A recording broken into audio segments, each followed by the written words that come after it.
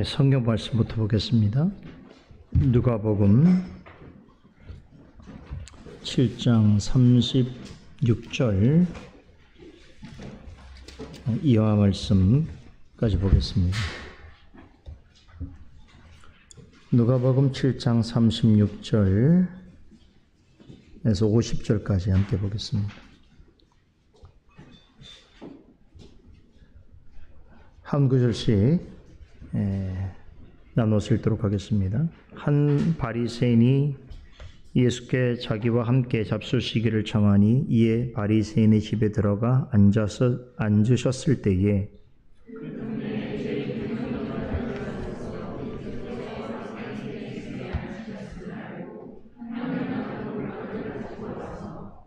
예수의 뒤로 그 발 곁에 서서 울며 눈물로 그 발을 적시고 자기 머리털로 씻고 그 발에 입맞추고 향유를 부으니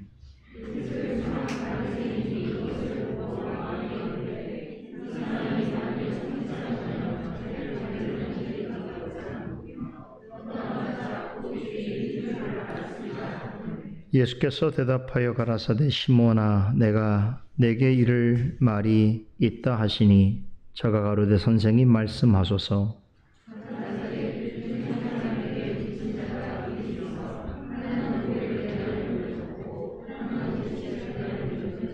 갚을 것이 없으므로 둘 다 탕감하여 주었으니 둘 중에 누가 저를 더 사랑하겠느냐.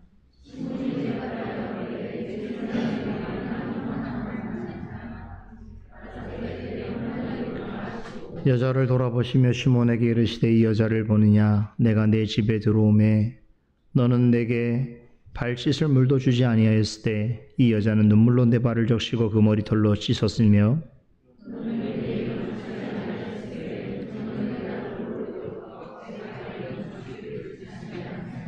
너는 내 머리에 감람유도 붓지 아니하였을 때 저는 향유를 내 발에 부었느니라.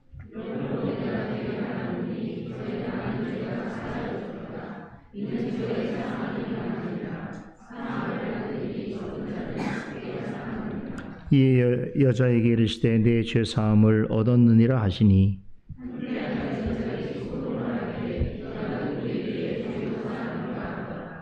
예수께서 여자에게 이르시되 내 믿음이 너를 구원하였으니 평안히 가라 하시니라. 아멘. 오늘은 우리 하이델베르 요리문답 125문 함께 보겠습니다. 126문이죠. 337페이지 126문 문답합니다. 126문 다섯째 간구는 무엇입니까? 우리가 우리에게 죄진 자를 사하여 준 것 같이 우리 죄를 사하여 주옵소서로 이러한 간구입니다. 주의 은혜의 증거가 우리 안에 있어서 우리가 이웃을 용서하기로 굳게 결심하는 것처럼 그리스도의 보혈을 보시사 우리의 모든 죄가와 아직도 우리 안에 있는 부패를 불쌍한 죄인인 우리에게 돌리지 마옵소서. 자, 지난주에 이어서 다섯 번째 간구에 대해서 이렇게 나눠보려고 하는데요. 지난주에는 네 번째 간구 내용과 다섯 번째 간구를 비교해 가면서 이 두 간구가 어떤 관련성이 있는가에 대해서 말씀을 전해드렸는데요. 주기도문의 네 번째 간구는 일용할 양식을 구하는 것이죠. 그러므로 우리의 육신의 필요를 구하는 기도다라고 할 수 있다면, 다섯 번째 간구는 우리의 죄와 관련해서 죄를 용서해 달라라고 하는 간구인데 우리의 영적인 필요에 관한 기도다라고 구분할 수 있겠습니다. 예수님께서는 주기도문을 통해서 우리에게 육적인 것과 영적인 것이 모두 중요하고 이것을 균형 있게 살아가는 것이 대단히 중요하다는 것을 가르쳐 주셨습니다. 왜 그렇습니까? 사람은 영과 육으로 지음을 받은 존재이고 사람은 영과 육으로 구성되어 있기 때문인 것이죠. 그렇기 때문에 반드시 사람은 육적으로나 영적으로 필요를 느끼며 살아가게 되어 있습니다. 이 필요를 못 채울 때에는 육체적으로는 허기짐과 배고픔을 느끼게 되는 것이고 영적으로는 불안함과 두려움을 갖게 되는 것이죠. 사람에게 있어서 육체가 중요한 것 이상으로 영혼이 중요하다는 것은 우리 모두가 잘 알고 있습니다. 왜 그렇습니까? 영혼은 오직 하나님의 형상을 닮은 사람만이 가지고 있는 것이지요. 여러 차례 말씀드렸습니다만 동물도 인지 능력이 있고 판단, 식별 능력이 있지만 그들은 영혼을 가지고 있지 않습니다. 그래서 다른 점 하나는 뭐냐면 오직 사람만 영혼으로서 불안과 두려움을 느끼고 거기에 대한 갈증을 느낀다는 것이에요. 동물은 영적으로 불안하지 않습니다. 갈증이 없습니다. 그러므로 영혼을 만족시키는 일에 관심을 갖지 않지만 사람은 영혼에 충족함이 없게 되면 언제나 불안하고 두려움을 갖게 되고 그로 인해서 무언가를 찾게 되는 것이지요. 예수님께서는 그런 까닭에 주기도문을 통해서 우리는 날마다 양식을 먹어야 할 양식을 구해야 하듯이 우리의 영혼으로는 날마다 죄를 사해 달라고 하는 간구를 하나님께 드려야 한다라고 강조하셨습니다. 우리가 일용할 양식을 오랫동안 먹지 않는다고 한다면 생존이 불가능하지요. 생존하기 어렵습니다. 그렇듯이 우리의 영혼도 죄사함을 구하지 않으면 영혼의 만족과 평안을 누릴 수가 없는 것이지요. 그런 점에서 볼 때 날마다 일용할 양식을 구하라고 하는 네 번째 간구에 이어서 우리 죄를 사하여 달라고 한 다섯 번째 간구는 그야말로 이 땅에서 하나님의 형상으로 살아가는 전인적인 존재인 사람, 즉 육체와 영혼을 가진 사람을 위해서 특별히 가르쳐 주시는 기도다라고 볼 수 있겠습니다. 하나님이 지으신 사람은 육적인 것으로만 살아갈 수가 없지요. 육체적으로 아무리 풍요롭고 만족한다 하더라도 죄의 사함을 얻지 못하면 말씀드린 대로 영혼에 불안함과 두려움을 갖게 되는 것이죠. 이걸 쉽게 말하면 평안하지 않습니다. 평온함이 없습니다. 예수님께서 공생애를 시작할 때에 40일 광야에서 금식 기도하셨을 때에 또 기회가 이때다라고 생각했던 사탄이 심지어 예수님께로 찾아오는 대범함을 보이면서 첫 번째로 어떻게 시험했습니까? 돌들을 들어서 떡덩이가 되게 하라라고 했습니다. 여기 전제가 뭐냐면 배가 고프면 40일을 금식했는데 육신을 가지신 예수님께서 배가 고프지 않으실 리 없겠지요. 근데 이게 사실 이제 사탄이 늘 우리 믿는 자들을 넘어뜨리게 하는 어떤 전략이라고 할 수 있는데요. 우리가 어떤 것에 대한 강렬한 필요와 욕구를 가질 때에 그때 사탄은 다가와서 이것이 네가 원하는 것이지 라고 제안을 하지요. 타협을 하지요. 그리고 우리로 하여금 그 타협을 받아들일 때에 실족과 시험을 겪게 하는 것입니다.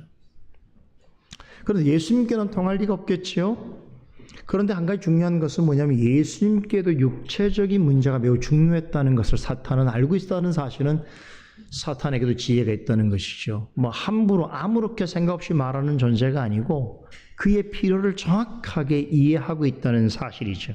예수님이 40일 동안 아무것도 드시지 않으셨으니 당연히 배가 고프실 것이라고 생각했고, 그러므로 원하기만 한다면 주변에 있는 돌들을 들어서 떡덩이가 만들어 먹게 할 수도 있다라고 생각한 것이죠. 그러나 예수님께서는 사탄의 시험을, 제안을 단칼에 거절하시면서 무슨 말씀을 하셨습니까? 참 지혜로우시게도 이스라엘 백성이 광야에 헤맬 때에 모세를 통해서 주셨던 하나님의 말씀을 기억하셔서 이렇게 말씀하셨지요. 사람은 떡으로만 살 것이 아니요 하나님의 입으로 나오는 모든 말씀으로 살 것이다 라고 하는 말씀을 인용하십니다. 예수님은 사탄의 시험에 있어서 감정적이거나 어떤 상황적으로 대처하지 아니하시고 그런 상황에서도 말씀으로 대처하셨습니다. 이런 예수님이기 때문에 실제로 예수님께서는 당신께서 육체와 영혼을 가진 존재로서 그 필요가 무엇인지를 아시고 또 그 필요를 채우시는 하나님의 일이 어떤 것을 아셨기 때문에 오늘 이 주기도문을 통해서 이 땅에서 육체와 영혼을 가진 하나님의 백성으로 살아가는 자들을 향해서 오늘날 우리에게 이런 양식을 주옵시고 우리가 우리에게 주어진 자를 사하여 준 같이 우리 죄를 사하여 주옵소서라고 기도하라고 가르치신 것이죠. 이런 것은 실제로 예수님께서 직접적으로 경험하시고 또 숙고하시고 그 신앙의 경험을 바탕으로 하신 말씀이니까 실제로 더 우리에게 다가오는 것이지요. 일용할 양식은 우리의 육체의 필요를 채워줍니다. 우리 육체를 기쁘게 해주고 건강하게 해주는 것이죠. 이 일은 되게 중요하다고 말씀을 드렸습니다. 그러나 일용할 양식으로 할 수 없는 일이 있는데 아무리 우리가 맛있는 음식을 먹고 우리의 몸을 잘 유지한다고 하더라도 영혼의 불안과 두려움을 제거할 수는 없는 것이지요. 우리 영혼의 기쁨과 만족을 주는 근원적인 양식은 우리가 세상에서 먹는 음식에 있는 것이 아니라 우리 주님이라고 요한복음 6장에서 말씀하셨죠. 나는 생명의 떡이니 내게 오는 자는 결코 줄이지 아니할 터이요 나를 믿는 자는 영원히 목마르지 아니하리라 라고 예수님께서 말씀하시면서 우리 영혼에 있어서 참된 만족과 기쁨이 되는 참된 양식은 오직 주님이시다라고 말씀하셨습니다. 그렇다면 여기서 한 가지 중요한 질문을 하게 되는데 우리가 이 땅에서 살아갈 때에 하나님의 백성임에도 불구하고 우리 영혼이 불안과 두려움을 가지게 되는 이유는 무엇인가 하는 것입니다. 왜 우리는 불안해하는고? 왜 우리는 두려움을 가지는가? 그것은 바로 뭘까요? 죄 때문인 것이죠. 오늘 주일부터 우리가 살펴보게 되는 창세기 3장의 내용이 이 주제를 아주 명료하게 설명해 주고 있는데 인류 역사상 최초로 죄의 그 시작과 또 인간의 타락에 관하여서 설명해 주는 굉장히 중요한 말씀입니다. 오늘 잠시 오전에 말씀드린 것처럼 만일 창세기 3장에 이 내용이 없었다고 한다면 그 이후에 언급되어지는 성경의 모든 내용들은 무가치해졌을 것이에요. 그죠? 오늘 말씀 나누는 시간에 어느 성도님이 이야기한 것처럼 인류 역사 속에서 죄가 없었던 적은 창세기 1장, 2장밖에 없었다는 거잖아요. 그리고 창세기 3장부터 이어지는 인류의 모든 역사에는 다 죄가 가득했죠. 그렇죠. 그러니까 우리가 죄 없는 시대, 무지한 시대는 성경에 단 2장밖에 없습니다. 나머지 모든 시대는 죄가 가득한 역사였죠. 바로 이런 이유로 인해서 사실은 우리는 이 넘실거리는 죄 속에 살아가고 있기 때문에 우리의 영혼이 닿는 표면마다 두려움과 불안을 느끼게 되는 것이지요. 육체가 갖게 되어지는 불안과 두려움과 다른 방식으로 영혼의 불안과 두려움은 그것보다 훨씬 더 내면적이고 깊습니다. 이것을 이제 우리가 에덴 동산에서 타락한 아담과 하와를 통해서 확인하게 될 것입니다. 그들이 하나님이 선악을 알게 하는 나무의 열매를 먹는다면 죽는다는 것을 어떻게 이해하고 있었는가? 그리고 그들이 느낀 영혼의 두려움과 불안의 실체는 무엇인가? 사람은 최초로 죄를 범하게 되었을 때 그 영혼의 죄성이 발생했습니다. 이 죄성이라고 하는 것은 어떤 의미냐면 죄의 성질이죠. 죄의 성질이라는 건 뭐냐면 항상 죄악으로 기우는 가능성, 그리고 죄를 지으려고 하는 내면적 성향을 가리켜 죄성이라고 하는 거죠. 그러니까 죄성이라고 하는 건 이미 지향성을 가지고 있어요. 어디로 지향하냐면 하나님과 반대 방향으로 하나님께서 말씀하신 뜻, 그것을 화살의 표적이라고 한다면 그 표적과는 전혀 반대 방향으로 상관없는 것으로 지향하는 죄로 기우는 가능성이며 죄를 지으려는 성향을 죄성이라고 하는 거죠. 그래서 신학적으로 이것을 가리켜서 원죄라고 말하는 거죠. 아담 이후로 모든 사람은 범죄하여 타락한 아담과 하와와 같은 본성을 지닌 존재로 태어나게 됩니다. 이것이 성경에서 가르치는 내용이죠. 그래서 아담과 하와는 우린 다른 존재지만 적어도 하나님 앞에서 죄 문제에 있어서만큼은 아담과 하와와 동일한 방식으로 하나님 앞에 죄인으로 있다라고 하는 것이 성경의 가르침입니다. 성경은 이렇게 아담의 육체를 따라 태어나는 모든 사람은 날 때부터 죄성을 물려받는다라고 합니다. 이것을 다시 한번 신학적으로 설명하면 최초의 인류이자 모든 사람을 대표하여 하나님과 최초로 언약을 맺은 아담, 그 아담의 하나님께 불순종하여 범하게 된, 그에게 자리하게 된 죄의 본성이, 죄성이, 즉 원죄가 모든 사람에게 전가되어지게 된 것입니다. 즉 아담 이후의 모든 사람은 그리하여 날 때부터 선천적으로 죄성을 지니게 된 죄인이 되었으며, 따라서 본성적으로 죄인된 자로서 행하는 모든 일에 있어서 하나님이 보시기에 실질적인 악이 포함되어 있을 수밖에 없었습니다. 이 사실을 사도 바울은 에베소서 2장 초대에 이렇게 설명하지요.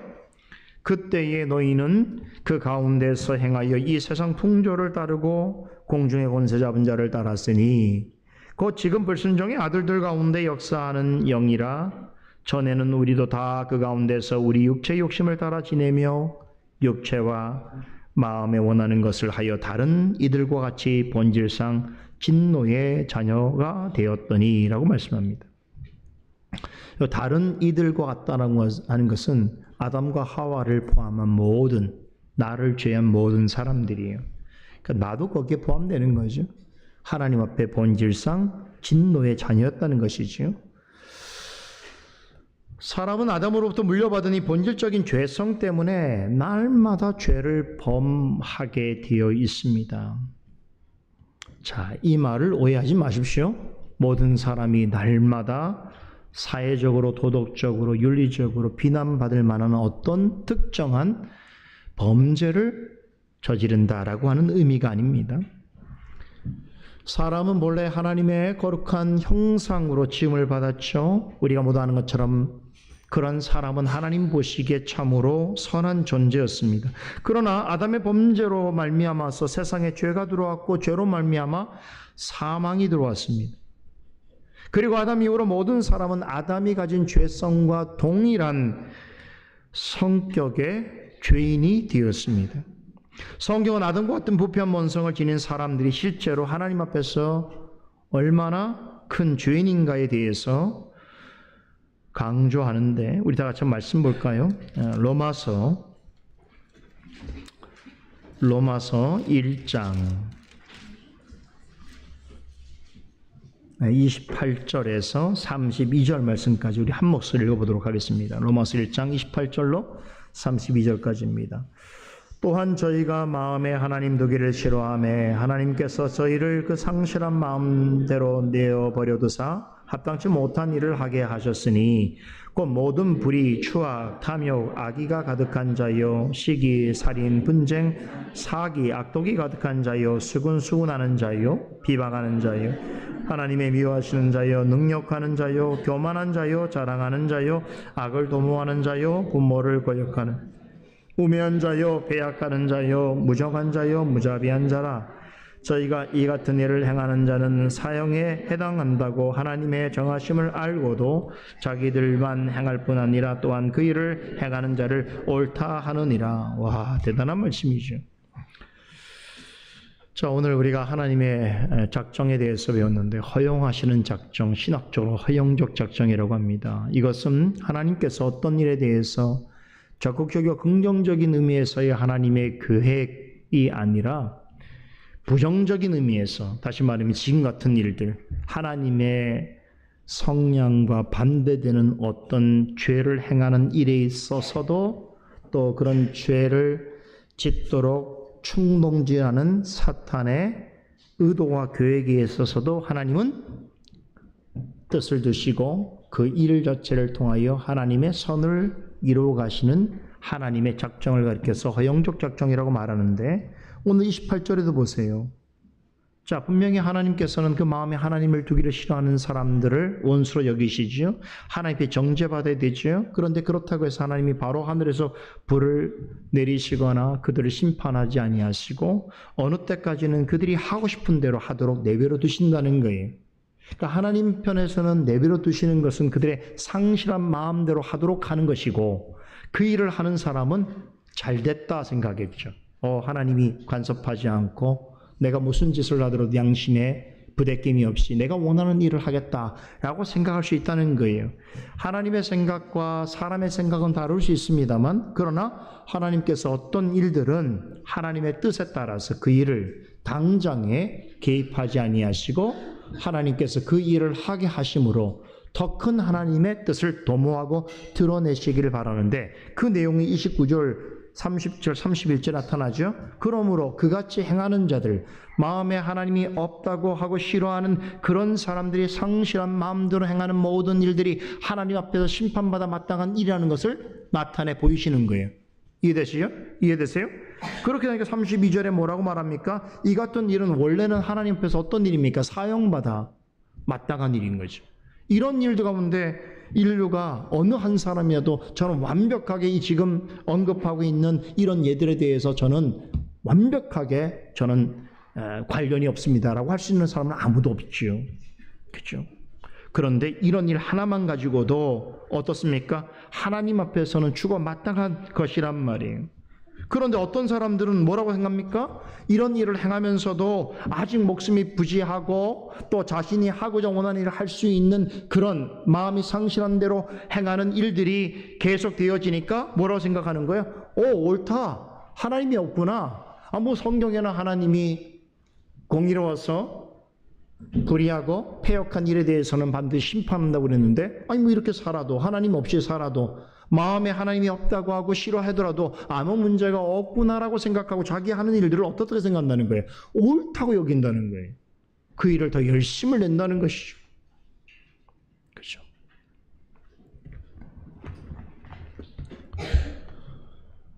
사람들이 참 그렇습니다. 그래서 우리 자녀들 키울 때도 그런 걸 많이 경험하잖아요. 부모가 이해하는 거하고 참는 거는 다른 일인데 몇 번 이해하고 넘어가줬더니 어떻게 하는 거예요? 당연한 것처럼 하는 것들이 있단 말이에요. 그죠? 그냥 부모가 그건 참아주는 건데 자녀 입장에서는 잘못된 일을 하면서도 부모가 이걸 그냥 용납하는 거구나 라고 생각하고 하는 일들이 있단 말이죠. 우리가 하나님 앞에도 그런 습성들이 있어요. 그래서 꼭 잘못한 일에 대해서 하나님께서 화를 내시고 무슨 심판을 하시고 그렇게 해야 하나님이 계실 거라고 생각하는 착각 속에 살아가는 사람들이 있어요. 이게 얼마나 두려운 일이냐면, 오늘 이런 일에 조금이라도 개입하더라도 하나님 앞에서는 정하신 바 된 사형받는 자로, 당장 우리가 하나님 앞에서 어떤 사단이 나도 할 말이 없는 지경인데, 꼭 그런 일들이 나타나지 않으면 어떤 자기의 삶 속에서 이것이 정말 하나님께서 특별하게 개입하신다라고 하는 그런 일들이 자기가 스스로 용납되기 전까지는 어떤 핑계를 댑니까? 내가 하는 일이 옳아 이렇게 생각한단 말이에요. 하나님 편에서는 상실한 마음대로 살고 있는데요. 그죠? 이게 우리입니다. 여러분, 이 말씀의 연장선에서 같은 의미로 로마서 3장 10절을 한번 보세요. 10절 이하에서도 본성적인 죄악을 가진 사람이 하나님 앞에서 얼마나 무능력하고 무기력하면서도 또 자신을 고집하며 사는지에 대해서 이렇게 설명하지요. 우리 3장 10절서부터 18절까지도 한번 한 목소리 읽어보십시다. 기록한 바 의인은 없나니 하나도 없으며 깨닫는 자도 없고 하나님을 찾는 자도 없고 다 치우쳐 한 가지로 무익하게 되고 선을 행하는 자는 없나니 하나도 없도다. 저희 목구멍은 열린 무덤이요 그 혀로는 속임을 베풀며 그 입술에는 독사의 독이 있고 그 입에는 저주와 악독이 가득하고 그 발은 피 흘리는데 빠른지라 파멸과 고생이 그 길에 있어 평강의 길을 알지 못하였고 저희 눈앞에 하나님을 두려워함이 없느니라 함과 같으니라. 이런 일을 하면서도 두려움이 없는 거예요. 하나님을 두려워하는 마음이 없는 거죠. 그게 이미 심판입니다. 그게 저주입니다. 성경에서 말하는 명백한 죄악된 일인 것을 스스로 알고 받아들이면서도 그 일을 고집하면서 혹은 그 일을 바라보면서 마음에 두려움이 없다면 그것은 유기된 거예요. 이 땅에 살고 있어도 재앙 가운데 있는 것이.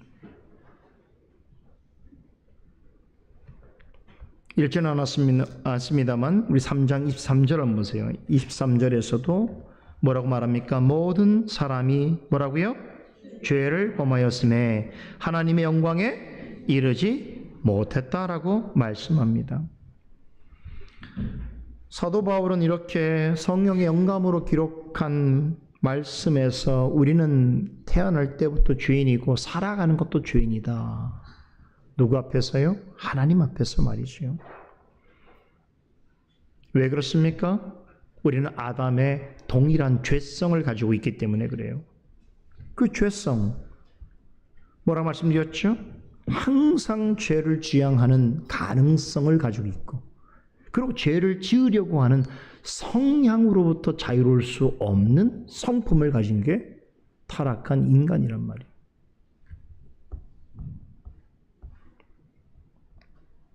그러므로 하나님 보시기에는 이런 죄성을 가진 존재는 하나님이 원하시는 선을 행하시기에는 그 자체로 무능하며 무기력합니다. 자, 이 말은 세상에서 하나님을 모르고 사는 사람들이 다 악한 행동만 한다, 선한 행위는 전혀 하지 않는다는 뜻은 전혀 아닙니다.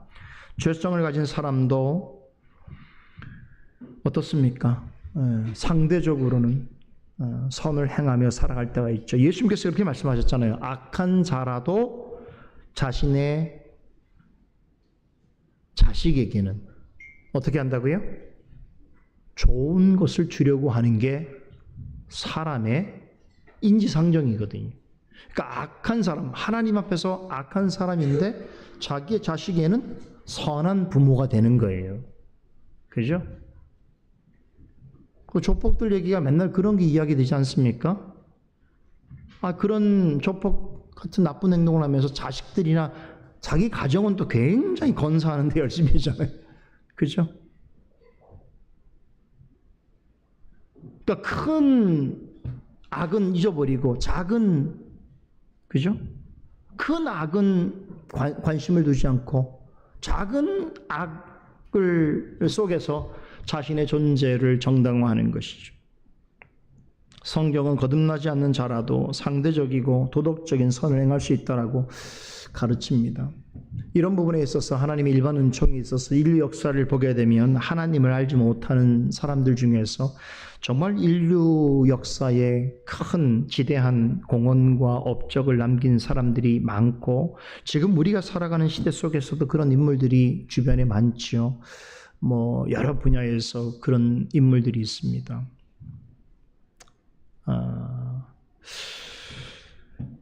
그런 것들을 모두 절대 악이라고 말할 수는 없는 것이겠죠. 왜 그럴 수 있냐면 하나님께서 만드신 그 하나님의 형상으로서의 어떤 존재성이 있기 때문에 동물과 혹은 어떤 사물들과는 전혀 다른 그런 마음과 그런 정서를 가질 수 있어서 거기에서 문화와 예술이 싹트게 되는 것이죠. 정치와 경제와 교육이 나오게 되는 것이죠. 다른 피조물에서 볼 수 없는 것들이. 그런데 이런 것들은 대부분 다 선한 동기를 가지고 있고 또 그 안에서 선한 행동을 하는 어떤 사람들을 통해서 이루어지는 것인데 그런데 성경에서 말하고 있는 이 죄성과 관련된 내용은 이렇게 상대적이고 도덕적인 어떤 선행을 이야기하는 것이 아니라 절대적인 선이신 하나님 앞에서 구원과 관련해서 우리는 전적으로 부패하고 전적으로 무능력하다는 것입니다. 전도서 7장 20절에서는 이렇게 말씀합니다. 세상에 선을 행하고 죄를 범치 아니하는 의인은 전혀 없다라고 합니다. 요한일서 1장 8절과 10절 말씀에서는 누군가 죄가 없다고 말하면 스스로 속이는 것이요 그 속에 진리가 있지 않다는 증거일 뿐 아니라 죄를 범하지 않는다고 한다면 날 때부터 사람을 죄인이라고 하신 하나님을 거짓말하는 이로 만드는 것이라고 증거하고 있습니다. 그로써 우리는 모든 사람들은 하나님 앞에서 죄인이라는 사실을 알게 되었는데 이제 중요한 것은 그럼 거듭난 사람은 어떠한가? 거듭난 사람은 그리스도의 은혜로 죄 용서함을 받고 하나님 앞에서 의롭다 하심을 받은 사람을 뜻합니다. 그러니까 거듭난 사람은 죄 용서를 받았다고 할 수 있는 것이지요. 잘 들으세요. 의롭다 하심을 얻은 사람은 죄 용서를 받은 사람입니다.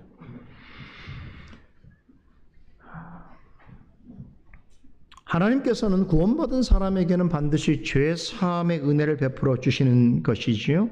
자, 그런데 이제 중요한 것은 우리가 그리스도의 구속으로 말미암아서 의롭게 되었음을 믿고 고백하게 된다는 것은 우리가 거듭난 증거요. 거듭난 사람은 죄 사함의 은혜를 이미 받은 사람입니다.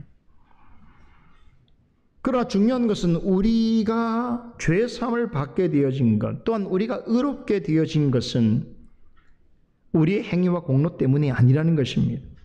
그것은 우리를 위해서 십자가에 대신 죽으시고 우리의 모든 죄의 빚을 단번에 갚아주신 우리 주 예수 그리스도의 거룩한 순종과 속죄의 은혜 때문인 것이지요.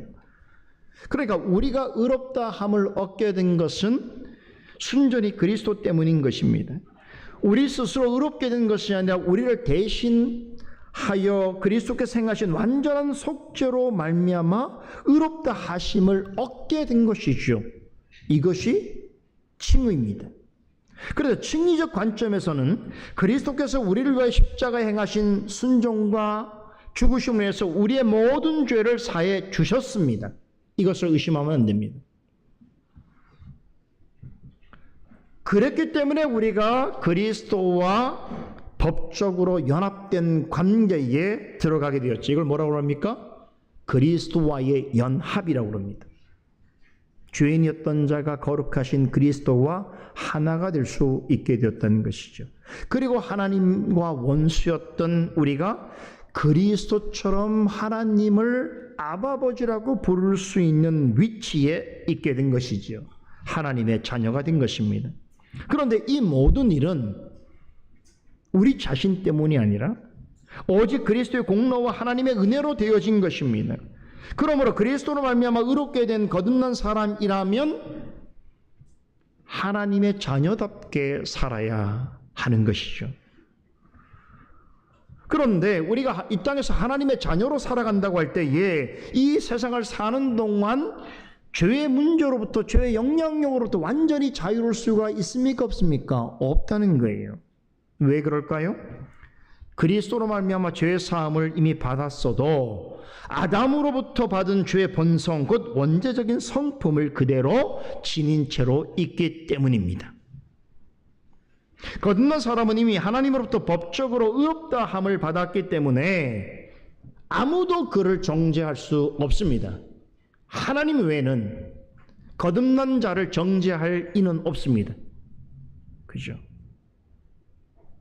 그런데 칭의는 하나님께서 그리스도로 말미암아 우리에게 그리스도의 의를 적용하여 주시고 그것을 근거로 우리를 하나님의 자녀로 받아주신 하나님의 은혜로운 판결이에요. 그래서 신학적 용어로 하나님의 이 칭의를 가리켜서 하나님의 법정적 판결이나 하나님의 영원한 법정에서 더 이상 이 사람은 심판의 대상이 아니다. 이 사람이 지은 모든 죄는 용서함을 받았다. 무엇을 근거로요? 예수 그리스도의 완전한 구속을 근거로 그것을 선언하는 것이 이게 칭입니다. 그런데 이것은 하나님 편에서 그리스도 때문에 우리를 그렇게 여겨주시는 것이지 의롭다함을 받았다고 해서 그 사람이 죄가 없거나 죄인이 아니라고 말할 수는 없는 것이지요. 거듭난 자는 그리스도의 완전한 속죄를 인해서 모든 죄와 허물이 요구하는 법적인 책임으로부터 면제되었습니다. 이 결과가 뭡니까? 그리스도와 연합되었고 하나님의 자녀가 되었습니다. 그러므로 이제 거듭난 자는 더는 죄의 노예가 아닌 것이지요. 사탄의 종이 아닌 것이지요. 하나님의 집에 속하 있는 하나님의 자녀인 것입니다. 그런데 하나님의 자녀가 되었다고 해서 예수님과 같아질 수 있겠는가? 죄 없는 자가 될 수 있겠는가? 그렇지 않죠? 또 혹은 무슨 죄를 짓더라도 괜찮은 존재일 수 있겠는가? 구원파 이단들이 가르치는 교리가 이런 것이죠. 우리가 그리스도로 인해서 의롭다 하심을 얻을 때에 모든 우리의 죄가 다 용서를 받았기 때문에 과거와 현재와 미래의 죄까지 다 용서를 받았기 때문에 거듭난 사람은 더 이상 죄를 사해달라고 구할 이유가 없다. 그래서 그들은 주기도문을 인정하지 않아요. 주기도문은 우리의 죄를 사해달라는 기도를 하기 때문에 이런 걸 보면 이제 이게 잘못됐구나. 어떤 말들은 성경에 있는 말들을 하는 것 같아도 굉장히 중요한 부분들에 있어서 성경의 가르침을 넘어서거나 조작하는 행위가 어떠한지를 우리는 알아야 되는 거죠. 증인은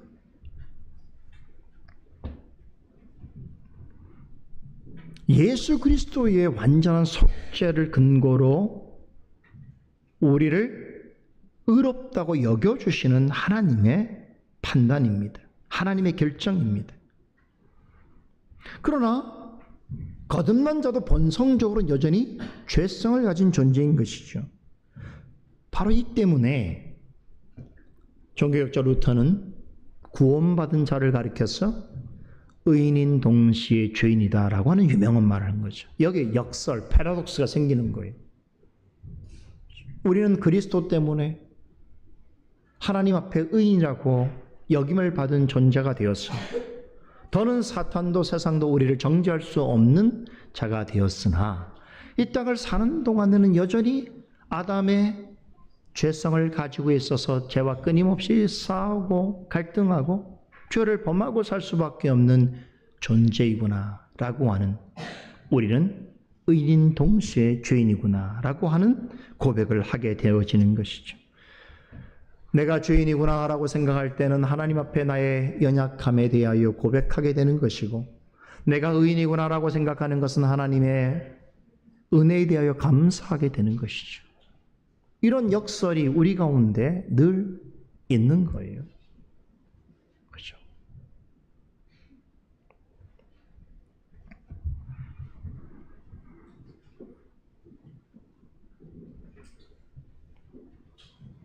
그러므로 우리가 거듭났다고 한 것에 대하여, 거듭나진 것에 대해서 다시 말하면 하나님의 자녀가 된 것에 대해서 그것이 마치 나의 자랑이나 공로로 삼으려고 해서는 안 된다는 것이. 증인은 전혀 의롭지 않은 자를 그리스도께서 나를 위하여 행하신 완전한 순종과 죽으심을 근거로 의롭게 여겨주신 하나님의 놀라운 역사이죠. 그렇기 때문에 칭의를 받은 사람은 그렇게 의롭게 여겨주신, 원래는 죄인인데, 여전히 죄인인데도 불구하고 의롭다 여겨주신 하나님께 감사를 하는 마음으로 그분의 말씀을 쫓아 살아가게 되는 것이죠. 그러나 그럼에도 거듭난 후에도 우리에게는 여전히 죄성이 남아있어서 죄를 범할 수밖에 없다는 사실은 우리가 인정할 수밖에 없는 것이죠. 그 사도 바울을 보세요. 사도 바울 같은 대사도도 자신이 거듭났음을 고백했음에도 불구하고 자신 안에 남아있는 죄성에 대해서 이렇게 탄식하지 않았습니까? 로마서 7장 19절 20절 내가 원하는 바 선은 행하지 아니하고 도리어 원하지 아니하는 바 악을 행하는도다. 만일 내가 원하지 아니하는 그것을 하면 이를 행하는 자는 내가 아니요 내 속에 거하는 죄니라. 여러분, 사도 바울도 자신 안에 있는 의인이면서 죄인인 이 역설적인 존재성으로 인해서 갈등하고 괴로워했다는 것을 기억하시기 바랍니다. 왜 그렇습니까?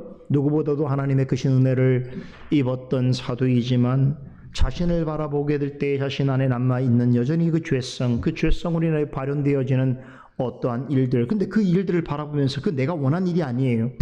나는 하나님의 은혜를 받기 때문에 더 이상 그 일, 내가 하나님을 알지 못했을 때, 그리스도를 믿지 않았을 때의 상황으로 돌아가고 싶은 생각은 추호도 없어요. 그럼에도 불구하고 가끔 나의 현실을 바라보면 내가 그때를 쫓고 있는 내 모습을 보게 되어지면서 한편으로는 그 자신도 나고 지금도 나인데 과거의 나를 쫓아가는 나를 바라보면서 현재의 은혜 생활을 하기를 원하는 내가 느끼는 그 갈등과 괴로움이 있다는 말이에요.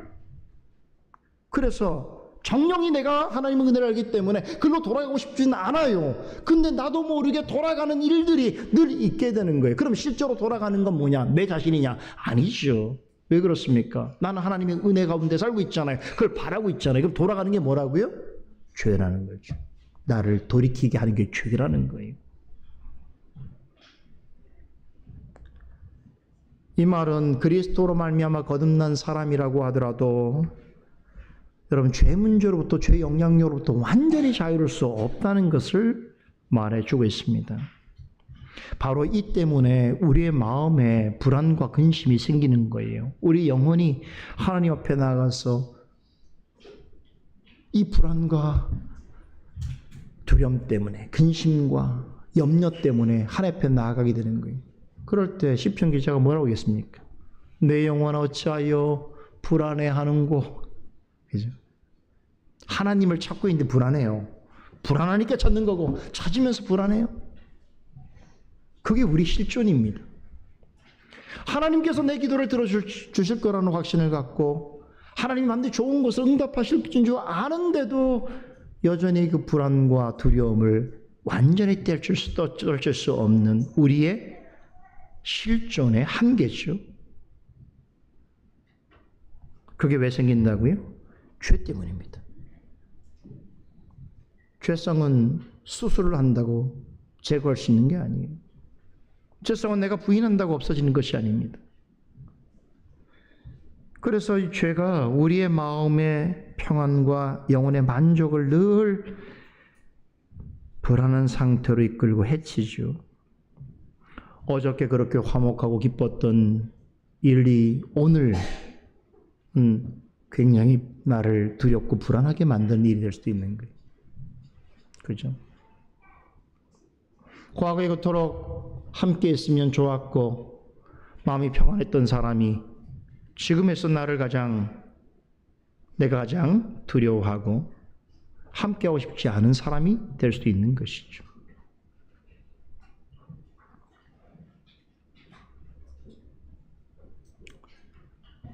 여러분, 결국 이게 죄 문제인데 죄 문제는 우리가 해결할 수 없잖아요.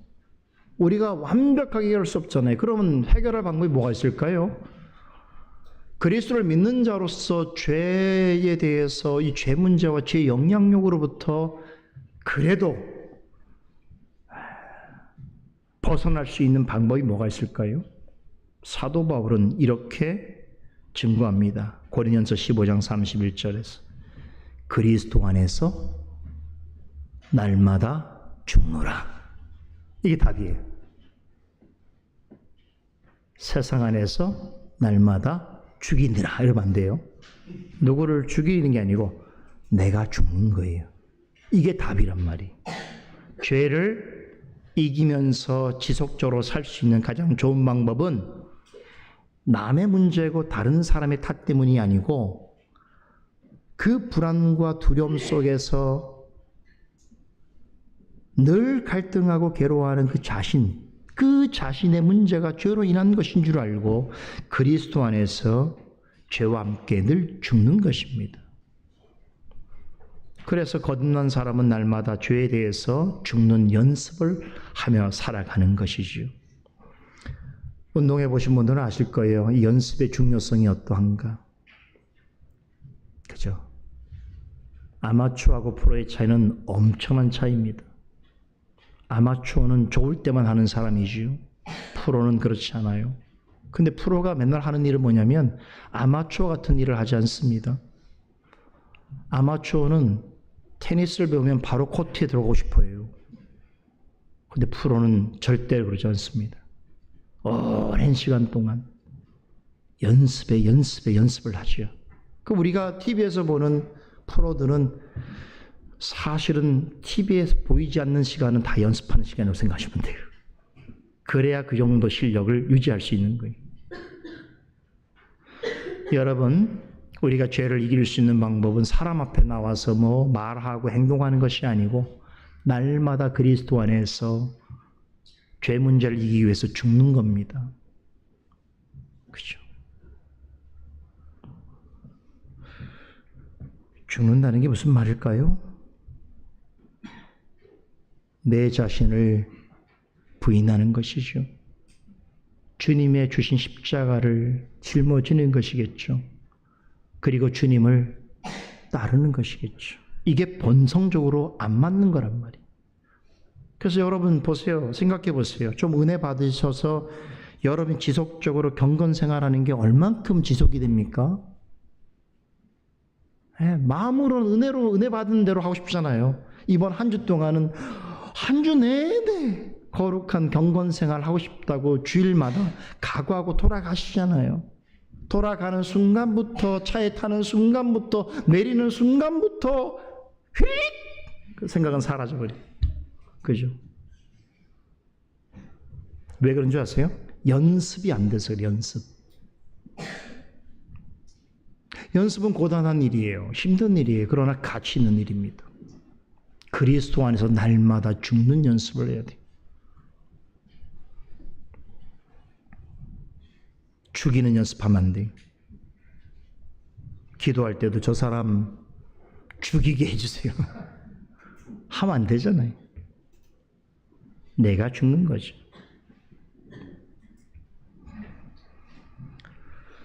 내 안에 있는 본질적인 죄성과 싸우고 나의 죄성으로부터 나오는 실제적인 죄들을 멀리하는 연습을 늘 하는 거예요.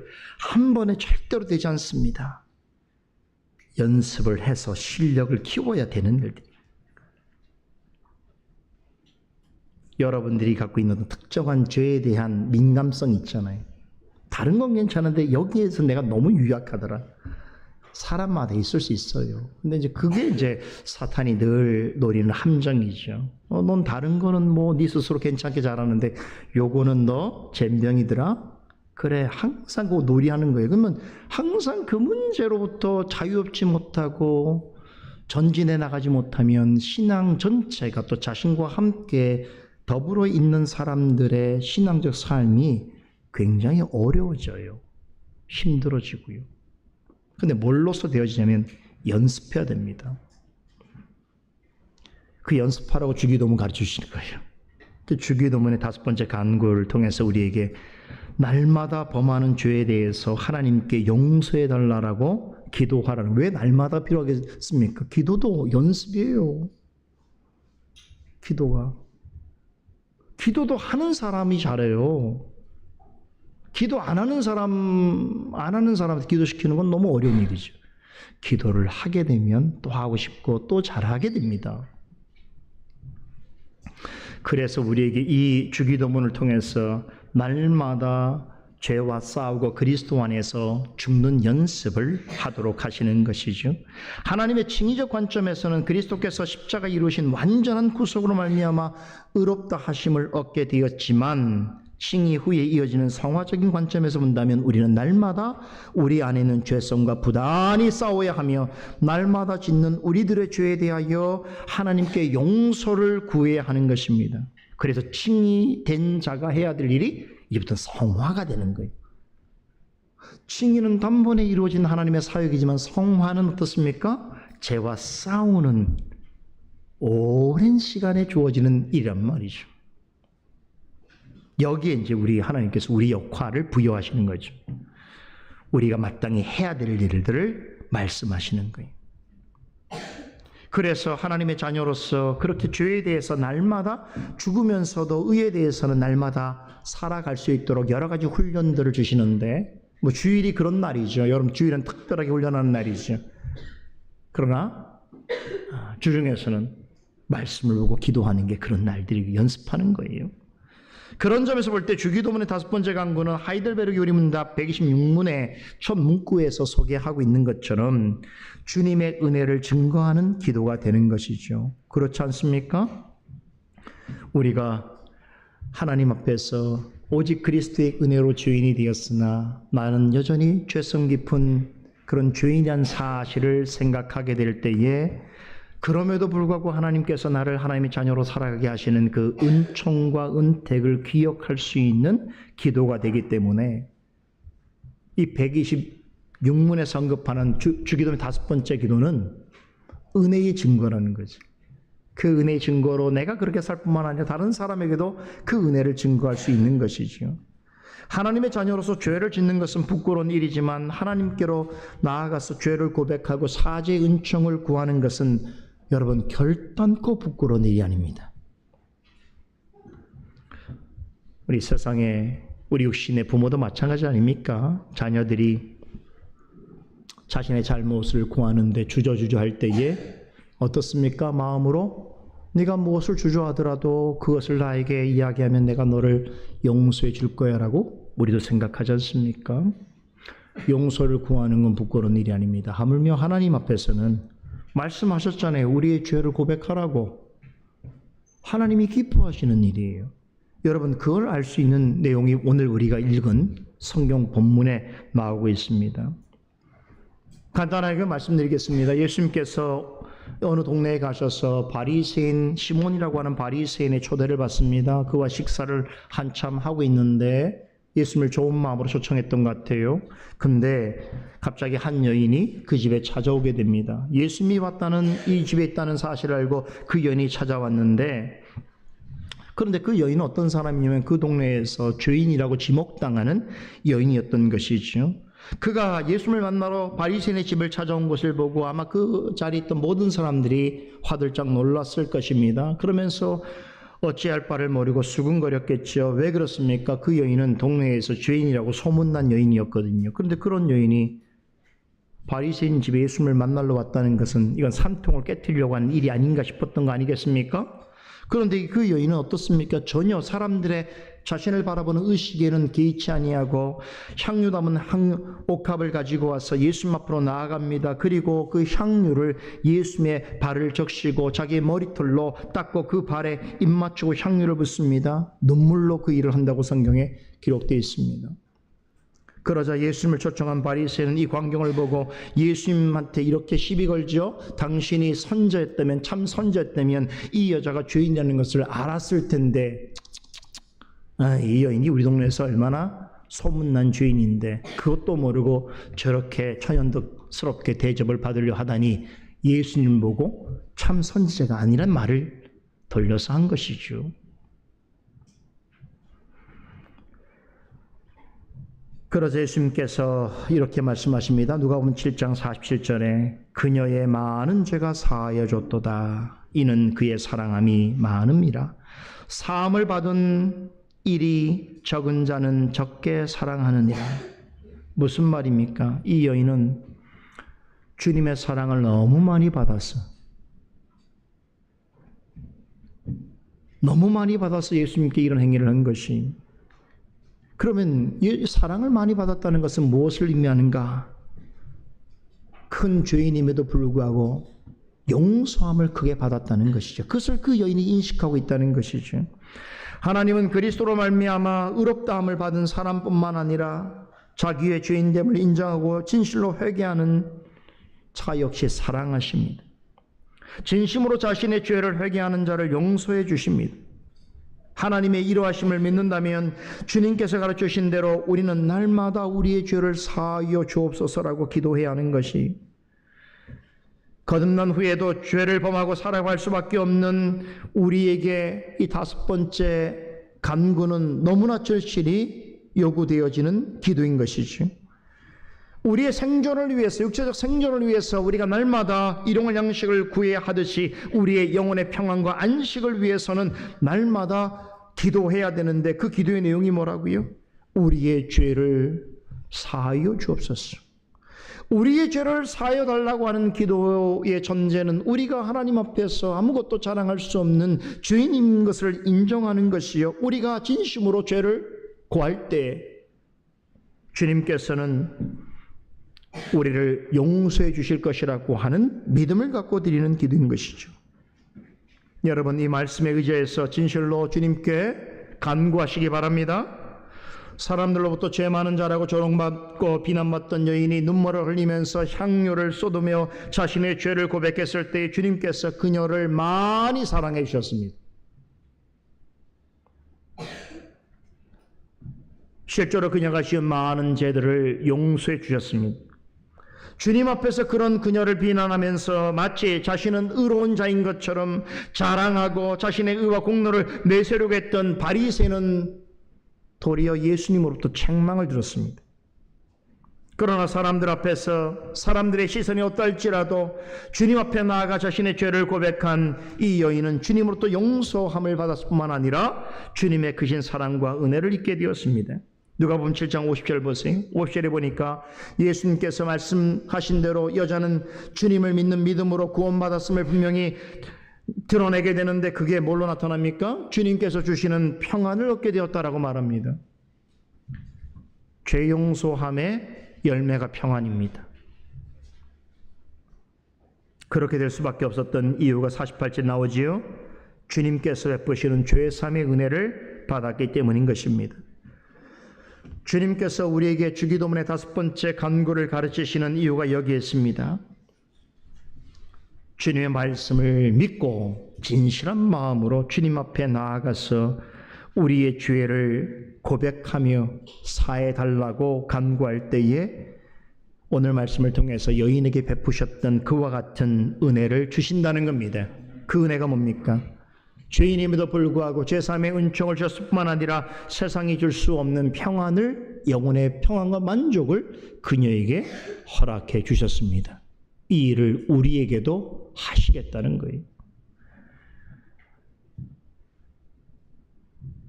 지금 우리가 배우고 있는 주기도문의 다섯 번째 간구는 이 여인에게 행하신 사랑과 은혜를 우리에게도 날마다 베풀어 주시기를 간구하는 기도인 것입니다.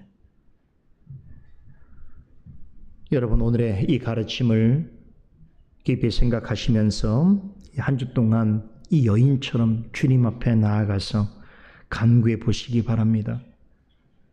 주님만이 알고 계시는 죄와 또 우리의 많은 허물들을 여러분 자백하시기 바랍니다. 그럴 때 주님께서 우리가 어떤 죄를 지었다 할지라도 진실로 주님 앞에 고할 때에 우리에게 죄를 용서해 줄 뿐 아니라 거기서 끝나지 아니하고 우리 영혼의 평안과 만족으로 함께 해 주실 것입니다. 그런 은혜가 이번 한 주 동안 여러분들의 삶 속에서 가득하기를 소원합니다. 기도하십시다. 거룩하신 하나님, 감사드립니다. 주님께서 가르쳐 주신 주기도문을 통해서 우리에게 이와 같은 성경의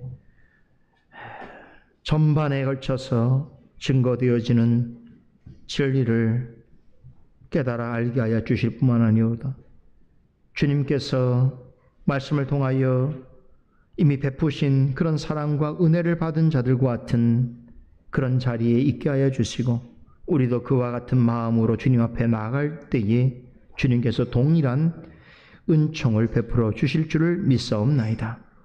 주님, 이 말씀에 의지하여서 날마다 우리의 죄인됨을 고백하며 우리의 죄를 주님 앞에 자백할 때에 주님께서 우리를 용서해 주실 뿐만 아니라 우리에게 하늘의 평안과 기쁨과 안식을 맛보아 누리게 하실 줄로 믿사오니 그런 은혜로운 일들이 우리의 일상생활 속에서도 지속될 수 있도록 주여 도와주시옵소서.